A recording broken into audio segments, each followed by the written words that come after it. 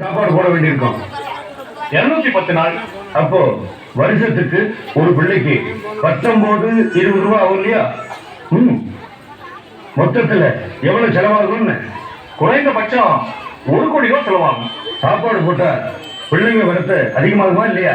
கண்டிப்பா அதிகரிக்கும். 20-25% வரைக்கும் அதிகரிக்கும். அப்போ அதுக்கு சேர்த்து கணக்கு போடுங்க, திட்டத்தை ரெடி பண்ணுங்க. இப்பவே ஆண்டு வருமானத்துல 4 ஒரு பகுதியை, அதாவது 10 கோடி ரூபாயை கல்விக்காக செலவு பண்றோம். இத இன்னும் அதிகப்படுத்தணும்னா புதுசா வரிகள் விதிக்கிறத தவிர வேற வழியே கிடையாது. புதுசா வரி விதிச்சா ஜனங்களுக்கு அரசு மேல அதிருப்தி ஏற்படும். எப்பவுமே ஓட் பேங்க மனசுல வச்சுக்கிட்டு ஒரு விஷயத்தை பார்க்க கூடாது.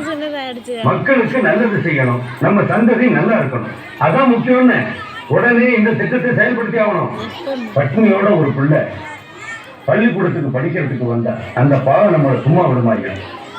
இத பாருங்க, கவர்மெண்டால எவ்வளவு காலம் முடியுமோ அவ்வளவு காலம் பிள்ளைங்களுக்கு சோறு போட்டு படிக்க வைக்கணும். முடியலங்கிற நிலை வந்தா எங்கிட்ட சொல்லுங்க.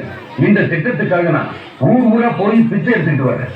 ஐயா, நீங்க இவ்வளவு தீவிரமா இருக்கீங்க, எப்படியாவது இந்த திட்டத்தை உடனே அமலுக்கு கொண்டு வந்துருவோம்.